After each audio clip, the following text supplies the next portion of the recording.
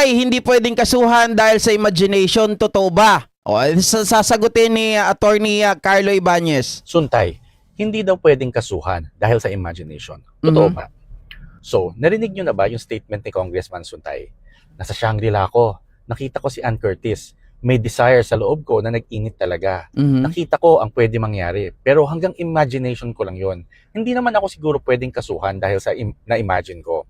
Pagkatapos ito, nagkaroon pa siya ng interview. Doon sinabi niya na hindi siya magsusorry at dapat daw i-take ni Ann Curtis as compliment ang sinabi niya. Ngayon, linawin natin, totoo ba na hindi siya pwedeng kasuhan? Mali. Totoo na malabo siyang makasuhan criminally dahil lang sa imagination or sa pagkwento ng desire niya. Wala namang direct act ng harassment na ginawa laban kay Ann Curtis. Okay. Pero hindi porket walang criminal liability, ibig sabihin wala nang pwedeng ibang ikaso sa kanya. Pwede siyang kasuhan ng administrative case. Okay, so mga kababayan si Bong Suntay ay pwedeng kasuhan ng administrative case. Criminal liability wala kasi nag-imagine lang naman siya 'di ba? Pero administrative case, pwede po siyang kasuhan. Ayon kay Attorney Ibanez, mga ka-GP Natics, maliwanag po yan. At meron pa tayong tinatawag na anti-bastos law. May batas na tinatawag na Republic Act No. 6713. Ito ang Code of Conduct para sa mga public officials. Sinabi ng batas na ang mga nasa gobyerno dapat kumilos ng may professionalism, dignity at respect sa iba. Kailangan din nilang sumunod sa good morals at good custom. Kaya kahit hindi... So, mga ka-GP Natics, ito ang lagi natin tatandaan. Yung mga public official, mga ka-GP Natics, dapat kumilos sila ng pagkakaroon ng professionalism, dignity, at respect, okay? Sa ibang tao. Lalong-lalo na bilang isang abogado pa rin, okay? Tawag na Republic Act No. 6713. Ito ang Code of Conduct para sa mga public officials. Sinabi ng batas na ang mga nasa gobyerno dapat kumilos ng may professionalism, dignity at respect sa iba. Kailangan din nilang sumunod sa good morals at good custom. Kaya kahit hindi ito krimen, pwede itong maging ground para sa administrative at ethical complaint laban sa isang public official. Ang mas nakaka-alarma pa dito, imbis na makita ang problema sa sinabi niya, pinipilit pa niyang gawing biro. Exactly, mga kababayan, nakita nyo kanina yung kanyang mga pahayag, pinipilit niyang itwist. Parang si Marcoleta, mga kababayan, oy, di ko sinabi yan hindi ganyan yung thinking ko. Diba? Ganon yung gusto niyang palabasin Diba? Mga ka-GP Natics, natatandaan nyo ba yung kay Marcoleta tungkol sa KIG? Na hanggang ngayon, mga kababayan, ay ginagamit niya pa rin yan sa plenaryo? Diba? Na kesyo hindi daw niya binanggit yon, hindi raw niya sinabi yon, hindi raw yun ang ibig niyang sabihin. Si Bong Suntay, mga kababayan, ganun din yung gusto niyang palabasin na that is not what I thought. Diba? Hindi yan yung gusto kong sabihin. Well, mga kababayan, din naman tanga ang mga Pilipino. Diba? Nakapag-aral naman siguro tayo kahit papano at alam natin yung pagdating sa ganyang lingwahe.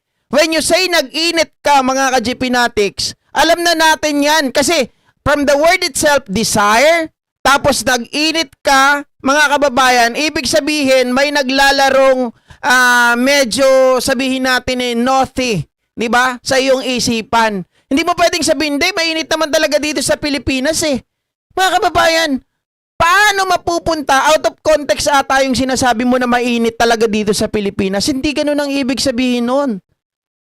Di ba? Kasi ang usapan dito is desire.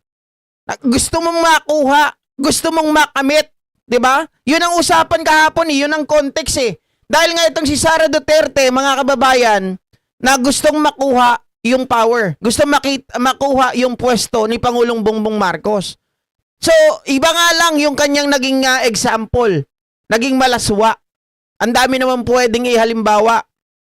So, when she saw, 'di ba? Ann Curtis, mga kababayan, sabi niya napakaganda naman talaga, kaya merong desires sa aking sarili na nag-init talaga ako. So anong ibig sabihin nun? Sasabihin mo mainit naman talaga dito sa Pilipinas, papalusot pa Buha ka ng mama na to, tanda-tanda na Tawaging compliment. Hindi compliment ang pag-objectify sa isang babae sa harap ng public. Kung filean siya ng kaso sa Ethics Committee, pwede siyang masuspend without pay. And in extreme cases, pwede pa siyang matanggal bilang congressman. O, follow mo naman ang band kong Hey Moonshine. Okay, so pwede siyang pakasuhan ng ethics complaint, mga kababayan. Pwede siyang masuspende. Okay, sana yung mga ano dyan ha, yung may advokasya ng mga kababaihan. Alam ko may party list dyan, mga kababayan, na nagre-representa sa mga kababaihan. So mag-file na kayo ng ethics complaint laban dito kay Bong Suntay para nang sa ganon, mga kababayan, ay masuspindi ito at baka maaari ding matanggal sa pagiging kongresista. Pag ganito ang kongresista nyo, mahiya na kayo mga taga Quezon City 4th District ha. Baka mamaya yung mga asawa nyo mga ganda dyan, mga anak ninyo, pag nakita, wag naman sana. Kaya lang mga ka-GP Natics, hindi kasi maganda eh. 'Di ba? Ito yung consequences, kaya siya binabato ngayon, kaya po siya tinatapunan ng mga basurang pananalita dahil nga po sa kanyang act. Hindi naman natin siya pe-personalin kung hindi po siya ganito magsalita eh. 'Di ba? Tayo naman mga kababayan, and I doubt na I don't think na siya po ay magkakaso sa atin kung sakasakali dahil nga po ang ating binabanatan yung kanyang trabaho, yung kanyang sinabi. Hindi naman natin siya dito pinipersonal, kaya nga sabi ko kanina eh, yung mga naghihiling na mangyari sa kanyang asawa, sa kanyang anak, wag naman. 'Di ba? Kaya lang, ang pinapaiwas natin dito ngayon, kung ganito ang thinking ng taong ito, mga kababayan, in public pa. So, baka mamaya makakita ito ng napakaganda, napaka-sexy, makinis, maputi, 'di ba? Mga kababayan, bigla-bigla na lang hilahin sa isang tabi. Dahil nga sa kalibugan. Dirty old maniac, sabi ni Ma'am Margie. Suntay, isipin mo taong bayan na nagpapasahod sa'yo, maya ka naman, bastos, Suntay. Talagang gina-justify, di ba, mga kababayan? Talagang grabe, matindi. Imbis na umingi ng sorry, mga ka-GP Natics, gumagawa pa ng dahilan. Humahanap ng paraan para hindi isipin na ganon ang kanyang ibig sabihin. Sabi niya, gumagawa lang kayo ng conclusion eh. Sabi ni Edling Gawoy, teka, alam naman namin yun ang ibig mong sabihin. When you say you have the desire, tapos nag-init talaga yung katawan mo. Diba, mga ka-GP Natics? Ano ba bang iisipin mo dun? Malaswang pag-iisip. Bastos na pag-iisip. Magagalit talagang tao. Sabi ko nga, ang mga Pilipino, tayo, mga kababayan, conservative pa rin tayo. Lalo yung mga kababaihan natin. Hindi tayo kagaya ng ibang bansa na magkita pa lang ngayon. Mamaya, meron nang nangyayari. 'Di ba? Magkaintindihan lang sila, okay na 'yon.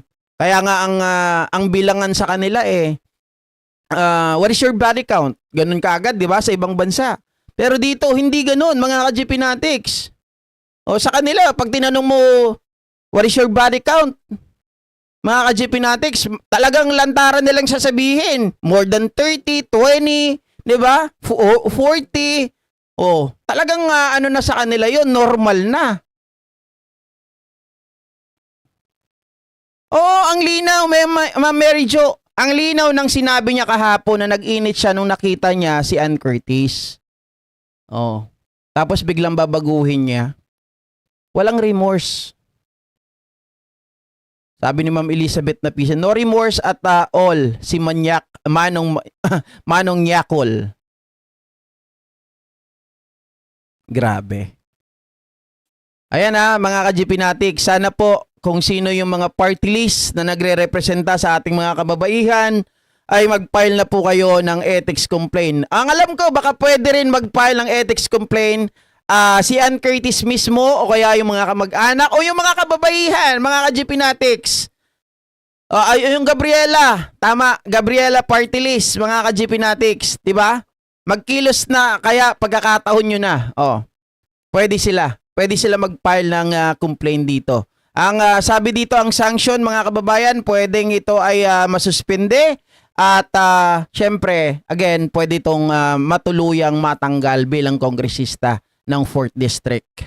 Quezon City. Okay? So ayan mga kababayan, hanggang dito na lamang po at pagkita tayo mamayang that sexual harassment. Hindi siya papasok sa sexual harassment, Ma'am Brenda Barton. Hindi siya papasok. Kasi kung tutuusin, wala naman talaga siyang binanggit, 'di ba? Wala siyang binanggit. Yun lang talaga yung papasok na sa isipan natin na iniisip niya. Okay, walang criminal liability doon. Ang problema lang, mga ka-GP Natics, public servant siya eh. Hindi niya dapat sinasabi ito in public, 'di ba? Kung may pagnanasi siya sa isang tao, sa kanya na lang sana 'yon. Oh. 'Yun, walang galang sa mga kababaihan. Kaya nga pangit na halimbawa ng isang politiko, isang public servant, itong si Bong Suntay, sapagkat mga ka-GP Natics, baka mamaya merong kahawig si Ann Curtis, mga kababayan. O ganyan, sexy, maputi, maganda, makinis. O dahil nag-init siya, merong desire. O kunin mo yan, i-abduct mo yan. Mahirap. Anong lugar ang nasa Port District sa Quezon City? Madami. Kamuning, Tatalon, Kapiligan, Galas, ano pa ba? Marami. Pinakamalaki ang alam ko ang Port District Quezon City, no? Sa lahat ng district sa sa Quezon City, Port District ang alam ko na pinakamalaking sakop. Okay? So ayan guys, thank you so much. Kita-kita po tayo 10 in the morning. Doon po sa pagdinig sa sa House of Representative. Bye-bye guys.